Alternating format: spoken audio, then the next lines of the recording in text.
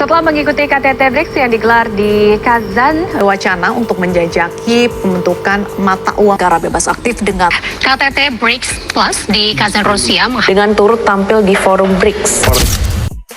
Hari ini kita akan membahas fenomena yang lagi hangat diperbincangkan akhir-akhir ini, yaitu BRICS. Negara kita tercinta Indonesia sedang gencar mempertimbangkan untuk bergabung dengan kelompok ekonomi ini. Mari kita cari tahu, apa sih sebenarnya BRICS itu? Apa dampaknya kalau Indonesia jadi anggota? Mari kita bahas semuanya pada video kali ini. Istilah BRICS merupakan singkatan dari kata Brazil, Rusia, India, Cina, dan Afrika Selatan sebagai negara anggota sekaligus para pendirinya. Sebelumnya, BRICS awalnya bernama Bridge, tanpa ada kata S di belakangnya. Kata Bridge pertama kali diperkenalkan oleh ekonom Goldman bernama Jim O'Neill dalam penelitian bertajuk Building Better Global Economic BRICS yang dirilis tahun 2001. Dalam penelitian itu, Pak Jim O'Neill menggambarkan 4 negara berkembang, yakni Brazil, Rusia, India, Cina. Jika pertumbuhan ekonomi di negaranya stabil, maka mereka dapat mendominasi perekonomian global. 6 tahun setelahnya, para pemimpin negara tersebut tidak sengaja bertemu pada sela-sela acara KTT G8 di Rusia pada bulan Juli 2006. 2 bulan berikutnya, mereka juga melakukan pertemuan atas usul Presiden Rusia, yakni Vladimir Putin, pada sela-sela acara sidang Majelis Umum PBB.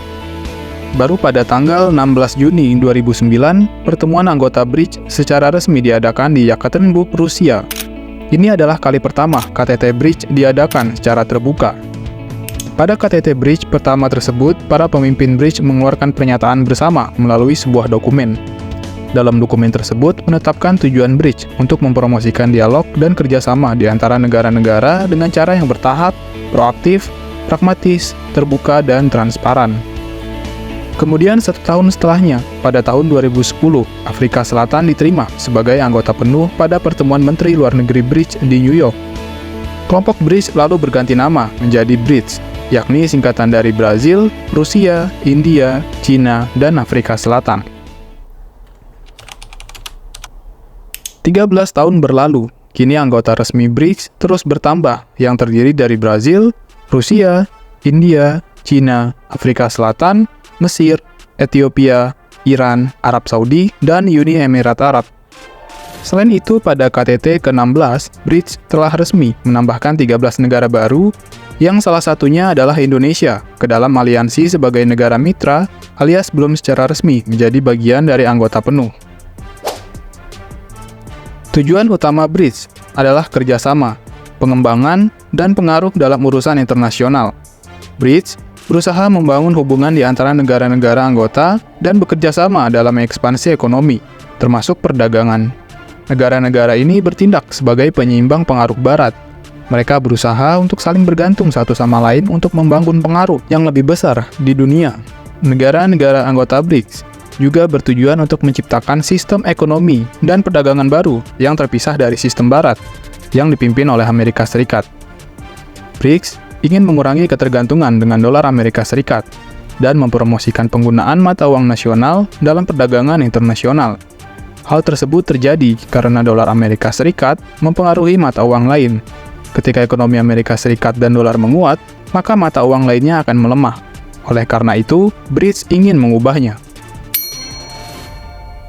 Menurut Sugiono, bergabung dengan BRICS merupakan implementasi dari politik luar negeri Republik Indonesia yang bebas aktif, tidak condong pada kubu atau poros tertentu.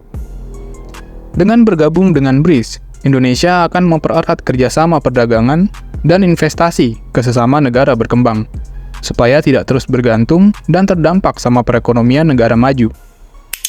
Alasan lain Republik Indonesia ingin bergabung BRICS adalah forum tersebut selaras dengan program kerja Kabinet Merah Putih di bawah pimpinan Presiden Prabowo Subianto, sehingga BRICS bisa jadi kendaraan Indonesia di panggung internasional.